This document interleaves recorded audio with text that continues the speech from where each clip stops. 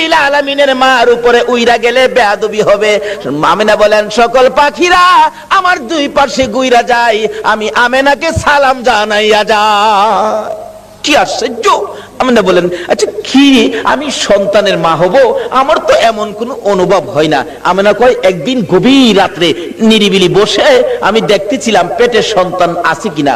কয় খালি বলে সন্তানের মা হব, কই আমি তো কোনো অনুভব করি না, বোঝা না, ভারী না, বড় না, ব্যাপারটা কি? একদিন লক্ষ্য করে পেটের দিকে তাকাইয়া দেখি পেটের ভিতর থেকে একটা নূরের জ্যোতি বাহির হইতেছে। আল্লাহু আকবার!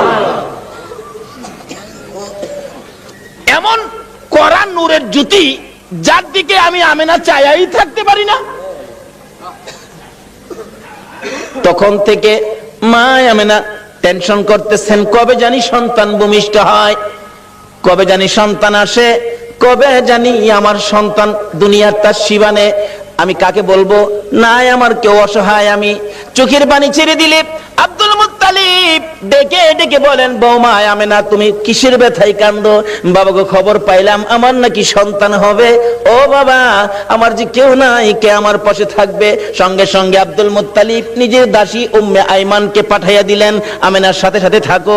আবু লাহাবের দাসী সুয়াইবাকে ডেকে বললেন, তুমি পাশে পাশে থাকো, আমেনাকে তোমরা সবাই দেখে দেখে রাখবা যাতে কোনো বিপদ না হয়। যেদিন মক্কা নগরী নবীর আগমনে খুশিতে নাচতেছিল, আল্লাহু আকবার, পশু পাখিরা একজনের কানে আরেকজনের খবর দিতেছিল, আজকে বলে রাহমাতাল লিল আলামিন দুনিয়ার জমিনে আসবে। এই খবরে মক্কা নগর, বালুর কণা, এমনকি খানায়ে কাবা পর্যন্ত খুশিতে নাচতেছিল, আল্লাহু আকবার।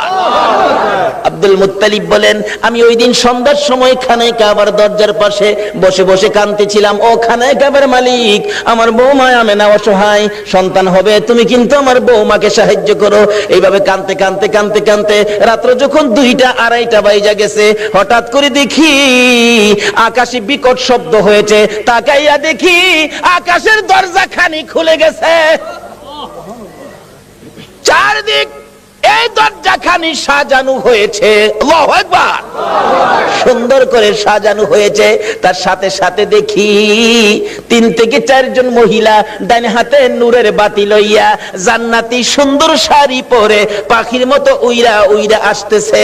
আব্দুল মুত্তালিব বলেন, আমি শুনি তারা আসতেছে আর বলতেছে একজন আরেকজনকে, চলো আমরা আমেনার ঘরে যাই, আজকে রাহমাতাল লিল আলামিন দুনিয়ার জমিনে আসবে, আজকে মুহাম্মাদুর রাসূলুল্লাহ দুনিয়ার জমিনে আসবে। আব্দুল মুত্তালিব বলেন, আমেনা রে, আমার নাতি হবে রে, যার খবর আকাশের মধ্যে পেয়েছি। জোরে জোরে কন্যা সুবহানাল্লাহ। বলুন, আকাশের যে নবীর নামের উচ্চারণ হয়, এই নামটা কি দুনিয়ার কেউ রাখছে? কে রাখছে? আল্লাহ। আরে জোরে কোন কে রাখছে? আল্লাহ। এখানে কত সুন্দর করে নামটা রাখছে। নিজের নাম লা ইলাহা ইল্লাল্লাহ, আর বন্ধুর নামটা দিলেন মুহাম্মাদুর রাসূলুল্লাহ। নিজের নামের মধ্যে আরবি 12টা অক্ষর আছে, আবার বন্ধুর নামের মধ্যেও আরবি 12টা অক্ষর। নিজের নামের 12 অক্ষরে কোনো নক্তা নাই, কোনো ভেজাল নাই, বন্ধুর নামের 12 অক্ষরে কোনো নক্তা নাই, কোনো ভেজাল নাই। আল্লাহ বলেন, আমিও ভেজাল মুক্ত, আমার বন্ধুও ভেজাল মুক্ত। আমি আল্লাহর ওয়াহদানিয়াতের মধ্যে কোনো শরীক নাই, আমার নবীর রিসালাতের মধ্যে কোনো শরীক নাই, আল্লাহু আকবার। কিন্তু এই নবীকে নিয়ে টানা হেসরা করবেন না, এই নবীকে নিয়ে মাসলা ফিট করে নবীর মর্যাদা কমানোর চেষ্টা করবেন না, তাহলে বিশ্ব মুসলমান মার খাবে। যতদিন পর্যন্ত নবীর পক্ষে এসে নবীর শান ও মান না বাড়াবেন, বিশ্বের মুসলমানের মান শান আমার আল্লাহ বাড়াবে না। যাই হোক, তাওরাত, জাবুর, ইনজিল কিতাবে আমার নবী যে আসবে খবর আছে কিনা বলুন তো? কিভাবে আসেন? আসুন, নবীজি আসতেছে আব্দুল্লাহর কপালে, নবীজির নূরে মুহাম্মাদি সাল্লাল্লাহু আলাইহি সাল্লাম আব্দুল্লাহর কপালে। আব্দুল্লাহর বয়স 9। বলুন বয়স কত? 9। আরো জোরে কোন? 9। 9 বয়সের মধ্যেই তো সমস্ত খেলা। আরে 9 এর মধ্যেই তো জয়। ইসমাইলের বয়স 9, গলায় ছুরি আইছে। এবার আব্দুল্লাহর বয়স 9, গলায় ছুরি আইছে।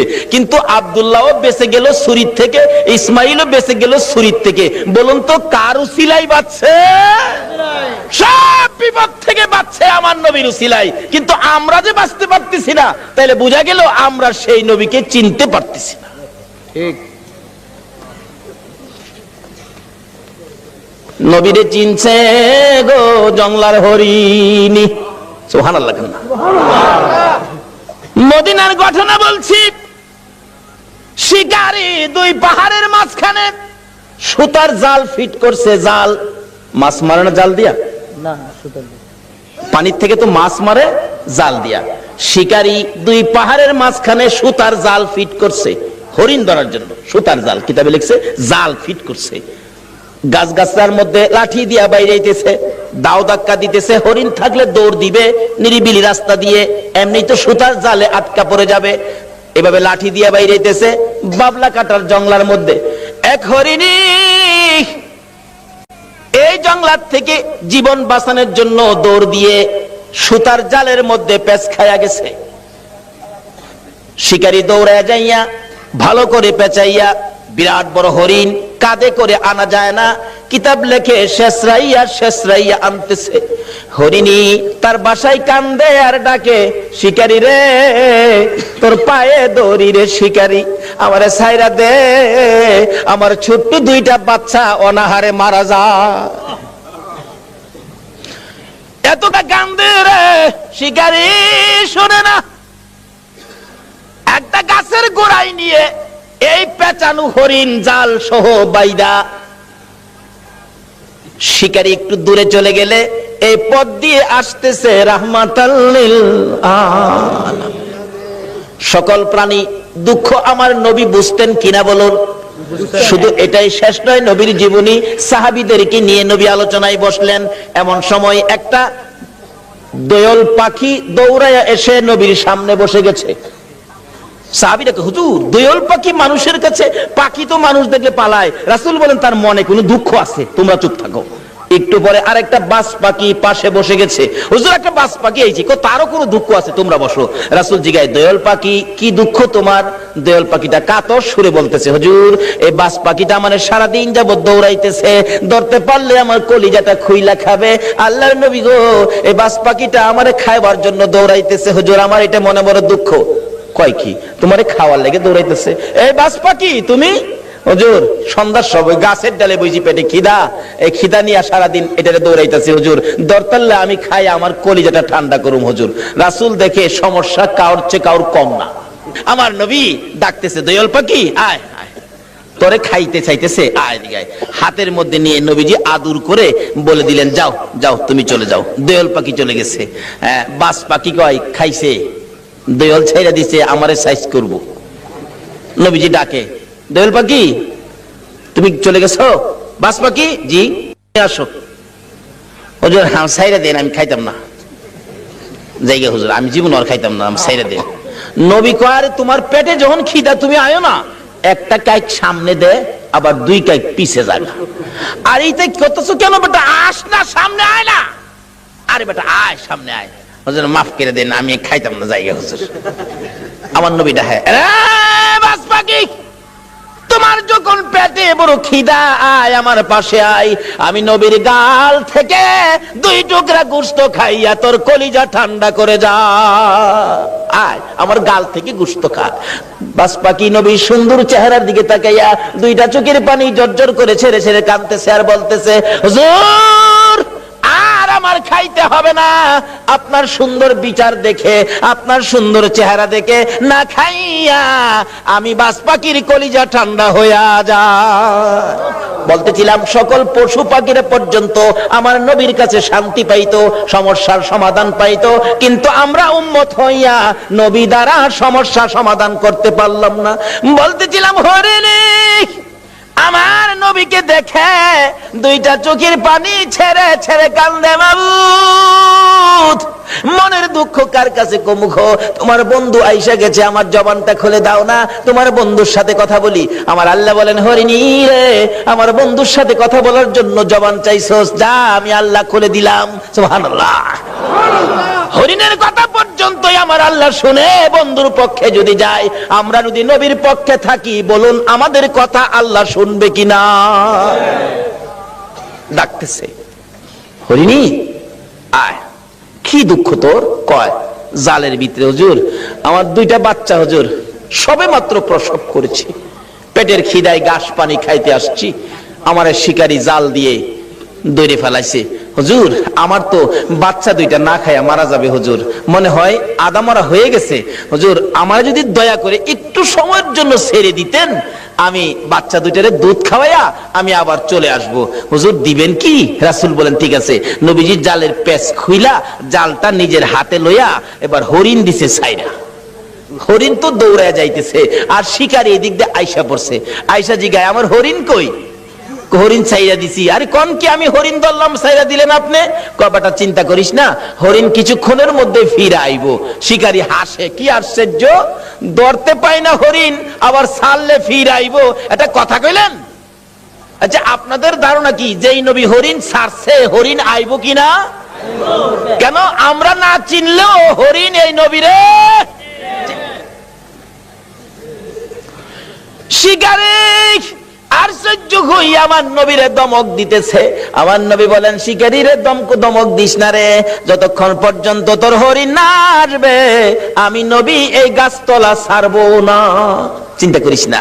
হরিণী দৌড়ে যাইয়া বাচ্চাদের সামনে হাজির, চোখের পানি ছাড়তেছে। বাচ্চারা জিজ্ঞেস করে মা এইভাবে কান্দো কেন গো মা? হরিণ কোনো কথাই কয় না, খালি কান্দে। বাচ্চারা বলেন মা কেন কান্দো? অবশেষে হরিণ বলতেছে বাচ্চারা রে, শিকারীর হাতে বন্দী হয়ে গেছি রে বাচ্চারা, দুধ খাইবিনি খা, আমারে মা বলে ডাক দিবিনি ঢাক, জীবনের স্বাদ মিঠাইয়া দে, মা কইয়া ডাক দিয়া দে, মারে জীবনের শেষ দেখা দেখা দে রে, দেরি করিস না, রাহমাতাল লিল আলামিনের হাতে রশি লাগাইছি তোদেরকে এক নজর দেখার জন্য, একটা টান দুধ খাওয়ানোর জন্য রাহমাতাল লিল আলামিনের হাতে রশি লাগাইছি, দেরি করিস না, দুধ খাইবিনি খা রে সন্তানেরা, মা কইয়া ডাকবিনি রে ডাক, আর জীবনে দেখা হবে না। বাচ্চা দুইটা একটার সাথে আরেকটা কি যেন কথা বলতেছেন, এ কথাই একজন আরেকজনকে বলে ও শোনো, এক ভাই আরেক ভাইকে বলতেছেন হরিণের বাচ্চারা, মা বলে আমার নবীর হাতে রশি লাগাইছে, এই বেয়াদবি মা করেছে, জীবন দিব রে মার দুধ খাইবো না। আল্লাহু আকবার। বাচ্চা হরিণ হইয়া নবী চিনে, উম্মত হইয়া নবী চিনলাম না। নবীর যারা চিনেছে, নবীর পক্ষে যারা গিয়েছে, বলুন তাদের সমস্যা আছে না দূর হইয়া গেছে? দূর হয়েছে। কিভাবে দূর হয়েছে বাস্তবে আসুন। ছোট্ট ছোট্ট বাচ্চা সবে মাত্র দুনিয়ায় আসছে, একজন আরেকজনের কানে কানে কয় যে মা নবীর হাতে রশি লাগাইছে, এ মার দুধ আমরা খাইতাম না। দুইজন অভিমান করে বসে আছে, মার কাছে আসে না, কথাও কয় না। মা বারবার ডাকে সন্তানেরা রে আয় দুধ খায়া দে, চোখের পানি ছাড়ে আর ডাকে। বাচ্চারা বসে জবাব দেয় মা এত হারামি মা তুমি, এত নিষ্ঠুর মা তুমি, আমাদেরকে দুধ খাওয়ানোর জন্য আমার নবীর হাতে বুঝে রশি লাগাইছো, তোমার মতো বেয়াদব মার দুধ আমরা খাইতাম না। মা যতক্ষণ পর্যন্ত নবীর কাছ থেকে বেয়াদবির ক্ষমা না আনবা, ততক্ষণ পর্যন্ত আমরা তোমার দুধ খাইতাম না। কারণ তারা চিনে গো এই নবী না হইলে আমরা হইতাম না, কিন্তু আমরা উম্মত হইয়া নবী চিনলাম না। দয়ার নবী মায়ার নবী দাঁড়িয়ে আছে, শিকারী ধমক দিতেছে তাড়াতাড়ি আমার হরিণ আইনা দেন।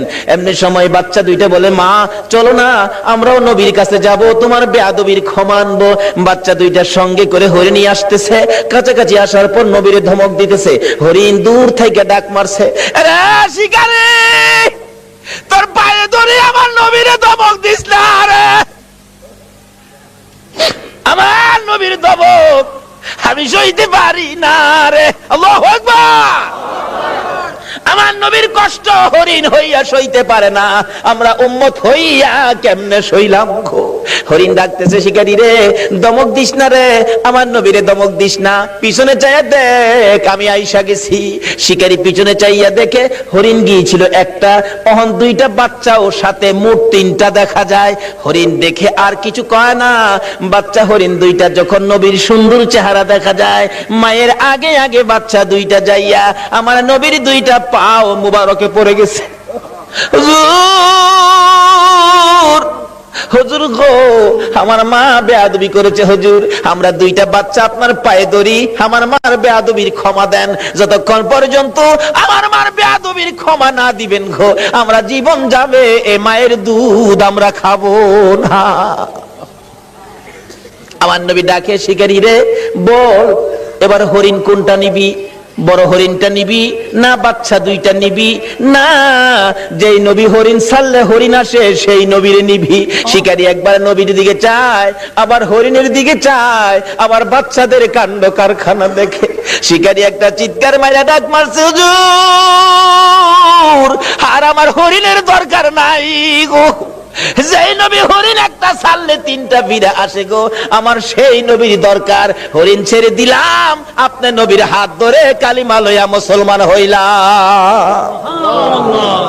আজকে পশু পাখিরা পর্যন্ত আমাদের নবীকে দিয়ে বিপদ থেকে উদ্ধার হয়, কিন্তু আমরা পারতেছি না। বোঝা গেল আমরা নবীকে ভালোবাসতে শিখি নাই, আমরা এখনো নবীর পক্ষে যাইতে শিখি নাই। কিভাবে যাবেন আসুন আগে বাড়ি। আপনাদের কষ্ট হইতেছে ভাই সাহেব? নবীর জন্য কষ্ট করতে মন চায় না? কেন কষ্ট করবেন না? আমার নবী যেদিন এই দেশ থেকে বিদায় হয়ে যাবে, আমার আল্লাহ জিব্রাইলকে দিয়ে প্রস্তাব পাঠাইছিলেন, ও জিব্রাইল আমার বন্ধুর কানে খবর দাও, আমার বন্ধু এই দেশের মাটিতে থাকতে পারবে না, আমার বন্ধু এই রক্ত মাখা জমিনের মধ্যে রাখবো না, আমার বন্ধুর দেহ আমার আরশের ডাইন পাশে দাফন করব। জিব্রাইল খবর নিয়ে ডাকতেছেন, হুজুর আল্লাহর সালাম গ্রহণ করুন। আমি জিব্রাইলের সালাম গ্রহণ করুন। আল্লাহর নবী গো, আপনার দেহ মোবারক আল্লাহর আরশের ডাইন পাশে দাফন হবে, আপনি খুশির সহিত কবুল করুন। আমার নবী কোনো কথা কয় না, দুইটা চোখের পানি জর্জর করে ছাড়তেছে। জিবরাইল বলেন, ইয়া রাসূলুল্লাহ এত সুন্দর প্রস্তাব নিয়ে আসলাম, কোনো কথা কন না, খালি কাঁদেন কেন জানতে চায়। আমার নবী বলেন, জিবরাইল রে তোমার জন্য খুশির খবর হতে পারে, আমি খুশি হতে পারলাম না। কেন পারলেন না? রে জিবরাইল আমার দাফন আল্লাহর আরশের ডান পাশে হবে, আমি জানতে চাই আমার গুনাহগার উম্মতের দাফন কই হবে রে? জিবরাইল বলেন, আপনার উম্মতের দাফন এই জমিনের মধ্যে হবে। আমার নবীর কান্না আরো বেড়ে গেছে। জিবরাইল না না সইতে পারি না, আমি আরশে থাকবো আর আমার উম্মতেরা এই জমিনে থাকবে। আমার মন মানে না, প্রস্তাব আমি রাখবো না। আমার পক্ষ থেকে একটা প্রস্তাব আমার প্রভুর দরবারে তুলে ধরো। জিবরাইল রে আমার গুনাহগার এতিম উম্মতেরা যেই জমিনে থাকবে, আমি নবী আরশে যাব না রে, আমি আমার গুনাহগার উম্মতের পাশে সেই জমিনের মধ্যে শুয়ে থাকবো। আরে দয়ালো নবী প্রেমের ছবি আর আসবে না জগতে, আমার দয়ালো নবী প্রেমের ছবি আর আসবে না। হাসর দিনে উম্মত বিনে, হাসর দিনে উম্মত বিনে যাবে না নবীজি বেহেশতে। দয়ালো নবী প্রেমের ছবি আর আসবে না জগতে, আমার দয়ালো নবী প্রেমের ছবি আর আসবে না। 63 সাল জিন্দেগি কাছে বলে উম্মতি, 63 সাল জিন্দেগি কাছে বলে এখনো কান্দে শুয়ে মদিনাতে নবী, এখনো কান্দে শুয়ে মদিনাতে। দয়ালো নবী প্রেমের ছবি আর আসবে না জগতে, আমার দয়ালো নবী প্রেমের ছবি আর আসবে না। বাবারা ভাইরা, এই নবীকে চিনানোর জন্য আল্লাহ যে কত কিসিমের সিস্টেম করেছে দেখছেন। নিজের নাম রাব্বুল আলামিন, বন্ধুর নাম রাহমাতাল লিল আলামিন। নিজের নাম লা ইলাহা ইল্লাল্লাহ, বন্ধুর নাম মুহাম্মাদুর রাসূলুল্লাহ। নিজের নামে 12 অক্ষর, বন্ধুর নামে 12 অক্ষর। নিজের নামে 12 অক্ষরে কোনো নক্তা নাই, বন্ধুর নামের 12 অক্ষরে কোনো নক্তা নাই। আল্লাহকে বন্ধু তোমার নামে 12, আমার নামে 12, রাইতে দিলাম 12, দিনে দিলাম 12, 24 ঘন্টা। বন্ধু গো, তোমার আর আমার নাম একত্রিত করে কালিমাটা বানাইলাম। 24 ঘন্টায় যা গুনাহ করছে তোমার উম্মতেরা, 24 অক্ষরের কালিমাটা যদি একবার লাগায়া দেয়, আমি 24 ঘন্টার গুনাহ আমি মাফ করে দিব। এইভাবে সিস্টেম করে আমার আপনার নবীকে বুঝাইতে চায়। এটা আদম নবীকে না, ইব্রাহিম নবীকে না, মুসা নবীকে না, ঈসা নবীকে না, একমাত্র বুঝাইতে চাই নবী মুহাম্মদুর রাসূলুল্লাহ সাল্লাল্লাহু আলাইহি ওয়াসাল্লামকে। এই নবীকে চিনতে পারলে কোনো সমস্যা থাকবে না, সব দূর হয়ে যাবে। আসুন, এই নবীকে চিনবেন কিভাবে? চিনাইতেছে ছোট কাল থেকে, নবী দুনিয়ায় আসে নাই, তার আগের থেকে খবর। তাওরাত, জাবুর, ইনজিল কিতাবে নবীর আগমনের খবর আছে কিনা বলুন তো? নাকি আপনারা দুনিয়াতে আইসে পরে মক্কাবাসী বুট দিয়া নবীরে নবী বানাইছে? আমাদের দেশের কিছু লোকের ধারণা নবীরে বুট দিয়া ওই বানাইছে। কি যে টানা হেসরা! কেউ কেউ নবীরে মাটি দা বানাইছে। গত 2 রাত আগে এক মাহফিলে গেছি, একবারে জোর গলায় কইতাছে, আবার যুক্তি দিতাছে। কয়, শুনেন বাবারা, এক জাতের আলেম বাইরিছে নবীরে নূর কয়। ফেরেশতারা তো নূরের তৈরি, ফেরেশতাদের কোনো প্রস্রাব পায়খানা করে? শ্রোতারা কয় না। নবী যদি নূরের তৈরি হইতো, নবী তো প্রস্রাব পায়খানা করতো না। নবী প্রস্রাব পায়খানা করছে না? আবার জিগায়। শ্রোতারা কয় জি করছে। তাইলে নবী নূর হইছেন করতে? নূরের হইলে তো প্রস্রাব পায়খানা বন্ধ হইতো। কেমনে যুক্তি দিয়ে বুঝা দেন? কোন নবীরে মাটি দা বানাইছে? নাউজুবিল্লাহ কান্না। নবীরে মাটি দা বলে বানাইছে। আমার নবী হযরত জাবের রাদিয়াল্লাহু তাআলা প্রশ্ন করেছিলেন, ইয়া রাসূলুল্লাহ, সৃষ্টি সম্পর্কে কিছু বলুন।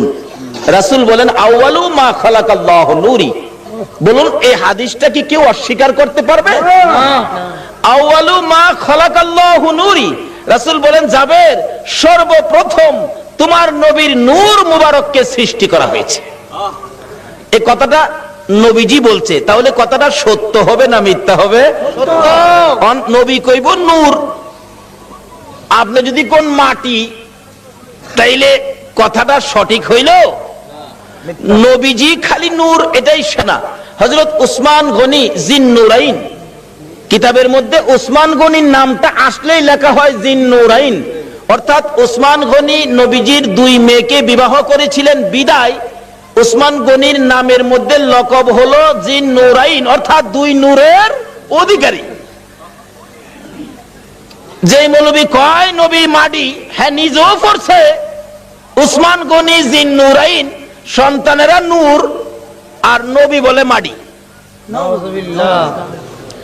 এরকম কিছু ধাক্কা ধাক্কি আমাদের বাংলাদেশে আছে কিনা বলুন তো? এই বলে ইসলামটারে বিশ্ববাজারে ধ্বংস করে দিচ্ছে। আল্লাহ বলছে ইসলাম আমার মনোনীত ধর্ম, নবী বলছে সুন্নি জামাত আমার মনোনীত জামাত, এর বাইরে কোনো জামাত নাই। জোরে কোন সুবহানাল্লাহ। মক্কা নগর যেদিন বর্বর যুগ ছিল, মেয়ে হইলে জীবিত দাফন করত, জীবিত মাটি দিত। আমার নবী দুনিয়াতে আসার পর এই অবস্থা যখন চলতেছিল, নবীজির একজন সাহাবী, যে নাম দাহিয়া কালবি, নিজের হাতে 70 থেকে 72টা কন্যাকে জীবিত দাফন করেছে। 72টা মেয়েকে জীবিত দাফন করেছে। ও মা বোনেরা, তোমাদের শান, তোমাদের মান, তোমাদের ইজ্জত বাড়িয়েছে নবী মুহাম্মদুর রাসূলুল্লাহ। তোমরা তো এই নবীর পক্ষে আসতে রাজি হও না। আসো আগে বাড়তেছি। বলতেছিলাম তোমাদের শান ও মান কিভাবে বাড়াইছে। দাহিয়া কালবি 72টা সন্তান, 72টা মেয়ে আশপরশী সহ দাফন করেছে জীবিত। এখন তার নিজের বাচ্চা হবে, বিবির পেটে বাচ্চা, ব্যবসার উদ্দেশ্যে বাহিরে যাবে। বিবিকে বলে গেছে, বিবি যদি ছেলে হয় রাইখা দিবি সোনার প্যাকেট করে, আর যদি মেয়ে হয় গলা টিপে মারবি, না হয়তো ছুরি দিয়া জব করবি। চলে গেছে, আল্লাহর কুদরত মেয়ে হয়েছে। মেয়েটা এত সুন্দর, একবারে বাপের চেহারা, সেই জন্য দরদি মা মেয়েটার নাম রাখছে জামিলা। জামিলা শব্দের অর্থই হলো সুন্দর। এক বছর, 2 বছর, 3 বছর, 4 বছর বয়স হয়ে গেছে।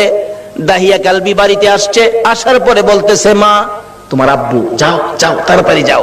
আব্বুর গলায় ধরছে, আব্বু আব্বু কোত্থেকে আইছো, আমার জন্য কি আনছো, মজা আনছো নি আব্বু? দাহিয়া কালবি জিগায়, বিবি কার? স্বামী গো তোমারই। একবারে তোমার চেহারা আমি মারতে পারলাম না। ও মা বোনেরা, তোমরা জীবিত দাফন করতো, গলা টিপা মারতো, আর এই নবী আয়া তোমরার দাম কত বাড়াইছে। দাহিয়া কালবি বলেন, বিবি এ কি করলি, আমার গলায় কলঙ্কের হার পরাইলি। বিবি গো তোমার জামিলাকে গোসল করাইয়া দাও, ভালো কাপড় পরাইয়া দাও, তোমার জামিলাকে লইয়া আমি বেড়াইতে যাব।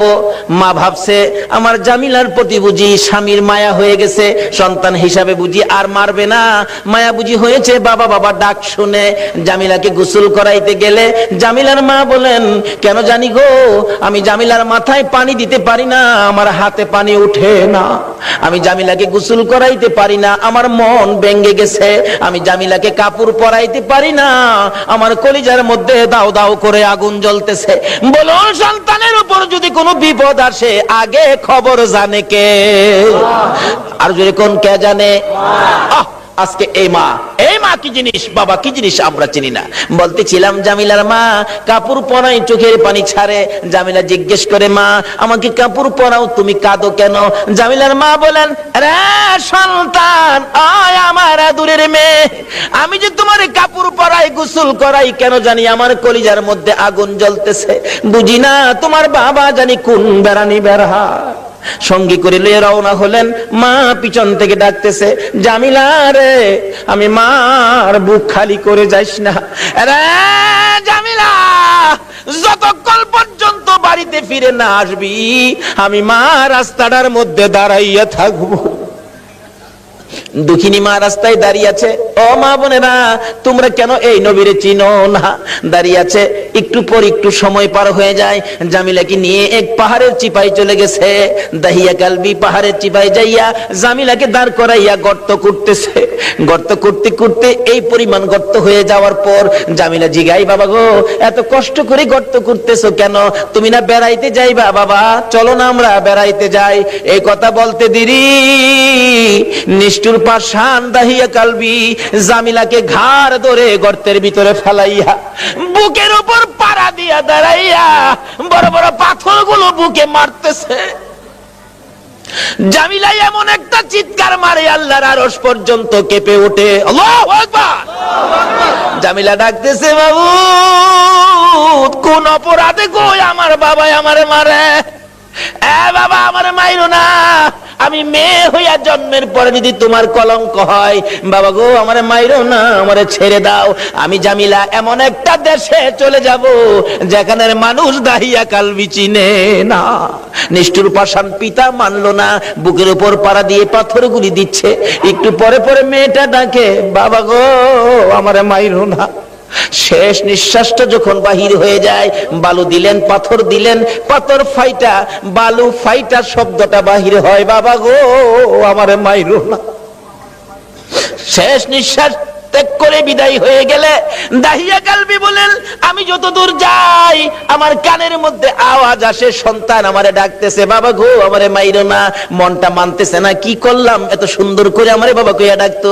দৌড়া বিবির কাছে গিয়ে কাঁদতেছে, বিবি গো, ও বিবি আমার জামিলা কই গো বিবি?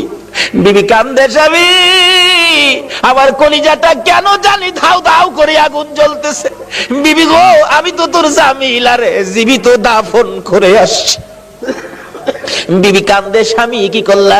একটা দৌড় মারছে আমার নবীজির দরবারে, ইয়া রাসূলুল্লাহ আমি দাহিয়া কালবি অপরাধী আপনার কাছে আসছি।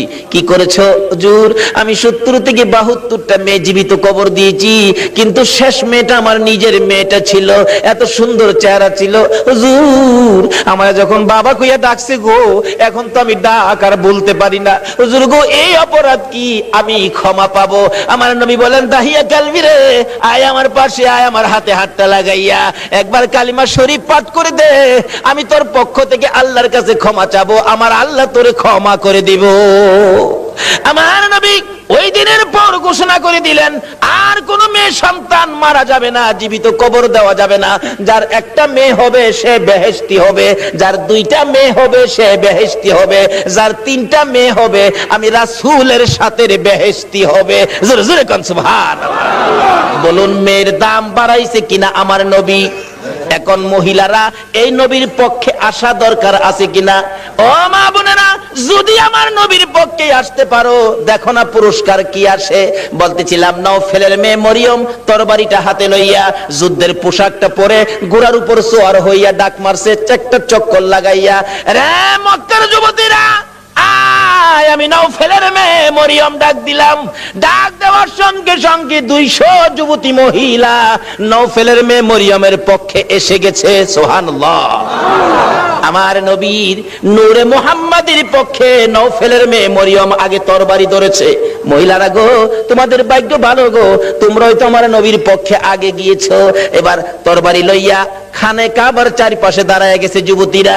আব্দুল মুত্তালিবের পাশে যাইয়া তরবারি উড়াইছে নওফেলের মেয়ে মরিয়ম। রে আব্দুল মুত্তালিব, আব্দুল্লাহর গলায় ছুরি দেওয়া যাবে না। আব্দুল্লাহর গলায় যদি ছুরি দিতে চাও, এই যে দেখো 200 তরবারি তোমার পাশে দাঁড়াইয়া গেছে, আজকে আমি এই মক্কা নগরীতে রক্তের বন্যা বসাইয়া দেব। পারবা না দিতে? একটু পরে গো আপনাদের মতো যুবকেরা তরবারি লইয়া চারপাশে ঘেরাও করে ফেলেছে। যুবকেরা ডাকতেছে, ও আব্দুল মুত্তালিব, আব্দুল্লাহর গলায় ছুরি দিতে দেব না, আমাদের রক্ত থাকতে আব্দুল্লাহকে জব করতে দেওয়া হবে না। ব্যবসায়ীরা দোকানপাট বন্ধ করে খানে কাবার চারপাশে ঘেরাও করে ডাকতেছে, রে আব্দুল মুত্তালিব, আব্দুল্লাহকে জব করা যাবে না রে, আব্দুল্লাহ মক্কা নগরীর সম্পদ, আব্দুল্লাহর দেখে আমরা ব্যবসায় গেলে ব্যবসায় লস হয় না, আব্দুল্লাহকে দেখে কাজ কামে গেলে কাজ কামে বিপদ হয় না। জোরে জোরে কন্যা সুবহানাল্লাহ। আমার আল্লাহ বলেন, কেন বিপদ হবে আব্দুল্লাহর দেখে গেলে? আব্দুল্লাহর কপালে যে রাহমাতাল লিল আলামিন, কেন বিপদ হবে? মা বোনেরা, তোমার মতো মহিলা ছিল নওফেলের মেয়ে মরিয়ম, নিজের জীবন দিতে রাজি, আমার নবীর বাবার কুরবানি হইতে রাজি না। ডাকতেছে, দেওয়া হবে না। আল্লাহর কুদরত 100 বারের মাথায় টান দিলে আব্দুল্লাহর নাম আসলো না, 100 উটের নাম আসলে নবীজির দাদা আব্দুল মুত্তালিব সঙ্গে সঙ্গে খানায় কাবার সামনে 100 উট কুরবানি করে দিলেন। আদায় হয়ে গেল। এবার বড় হইতে শুরু করলো খাজা আব্দুল্লাহ। 19 বছরে পৌঁছলে নওফেলের মেয়ে মরিয়ম বারবার খালি ডাকে, কি আব্দুল্লাহ রে, তোর পায়ে দড়ি, তোর বাবারে বলিস আমারে নি তোর বউ বানাবো, তোর ঘরে নি তুইলা নিব। ও আব্দুল্লাহ, আমার বাবার কোটি কোটি টাকার সম্পদ, কেউ নাই, আমি মাত্র আছি। আব্দুল্লাহ রে, কথা দিলাম রে, আমার বাবার সকল সম্পদ আমি তোর পায়ের মধ্যে ঢাইলা দিব। আব্দুল্লাহ, তোমার কপালে যা দেখি রে, এ নবীর আশায় আমি সব ডাইলা দিব। কিন্তু এইভাবে প্রস্তাব খালি আসতেই থাকে, কয়জনের প্রস্তাব শুনবে? অবশেষে লম্বা ঘটনা, মদিনার ছোটকালের বন্ধু ছিলেন ওহাব জোহরি। এবার চলে গেলেন ওহাব জোহরির বাড়িতে। দোস্ত আসো বাড়িতে? হ, তোমার না ছোট্টকালে একটা মেয়ে দেখছিলাম, যে মেয়েটা খুব সুন্দরী, মেয়েটার নাম ছিল আমেনা, মেয়েটা কি বিয়ে দিয়ে দিছো? না, বিয়ে দেই নাই। তাহলে আমার পোলা আব্দুল্লাহ খুব সুন্দর, তোমার মেয়ে আমেনা খুব সুন্দর, চলো আমরা বিয়ের কাজটা শেষ করি। বৃহস্পতিবার দিবাগত রাত্রে মা আমেনা আর খাজা আব্দুল্লাহর সাথে বিবাহ হয়ে যায়। জোরে জোরে কোন সুবহানাল্লাহ। খাজা আব্দুল্লাহ মা আমেনা যেই রাত্রে, জুমার রাত্রে বাসর ঘরের মধ্যে গিয়েছিলেন, আমেনা বলেন, আমি দেখি খাজা আব্দুল্লাহ আমার কপালের মধ্যে চুমা খাইছে। সুবহানাল্লাহ। যখন খাজা আব্দুল্লাহ আমার কপালের মধ্যে চুমা লাগাইতেছে, আমি দেখি আকাশ থেকে একটা নূরের অংশ আমি আমেনার ভিতরে ঢুকছে। আমেনা বলেন, একটা পূর্ণিমার চাঁদ যেন আমার কলিজাটার মধ্যে ঢুকছে। কি দেখলাম, কি দেখলাম, আশ্চর্য হয়ে গেলাম। লম্বা ঘটনা সংক্ষেপ করলাম। এবার আব্দুল্লাহ শ্বশুর বাড়ির থেকে বেড়াইয়া আসতেছে। নওফেলের মেয়ে মরিয়ম 2 দিন 3 দিন হয় আব্দুল্লাহরে দেখে না, কলিজা মানে না।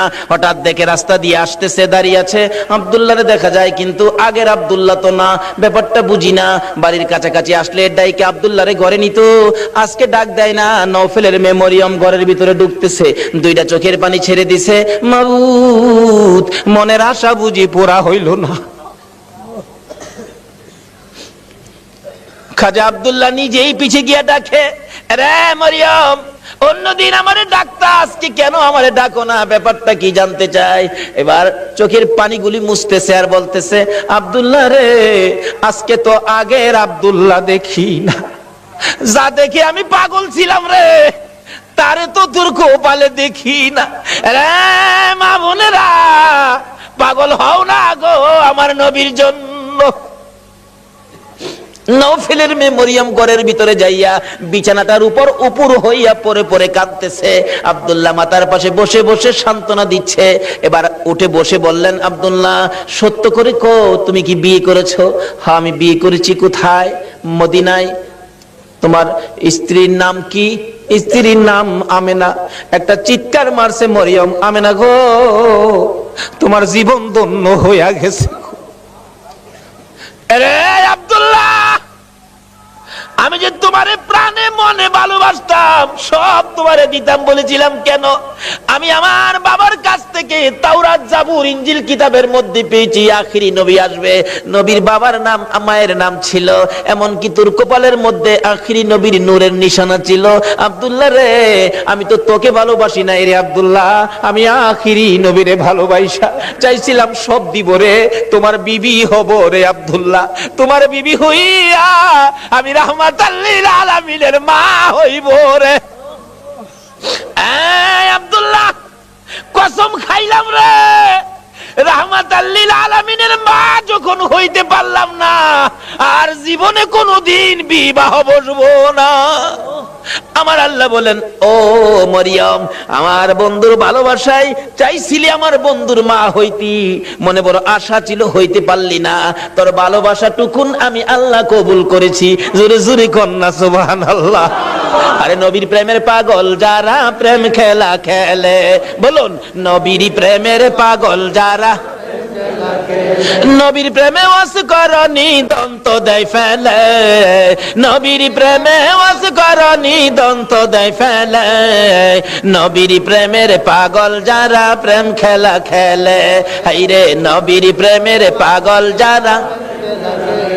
হানজালা পাগল ছিল, নবীর প্রেমে জীবন দিল, হানজালা পাগল ছিল, নবীর প্রেমে জীবন দিল, গোসল করাইল তারে ফেরেশতার দলে, গোসল করাইল তারে ফেরেশতার দলে, নবীর প্রেমের পাগল যারা প্রেম খেলা খেলে, হাইরে নবীর প্রেমের পাগল যারা। বলতেছিলাম দয়ার নবী, মায়ার নবীর প্রেম আর ভালোবাসায় কসম খাইলেন জীবনে আর কোনোদিন বিবাহ বসবে না। হাশরের জমিন যেদিন কায়েম হবে, ওই মরিয়মের আমার নবীর প্রতি ভালোবাসার পুরস্কার দিবেন আমার আল্লাহ। যদিও কালিমা পড়ে নাই, যদিও এই যুগে আসে নাই, যদিও মরিয়ম মুসলমান হইতে পারে নাই, শুধু ছিল গো আমার নবীর ভালোবাসা। আল্লাহু আকবার।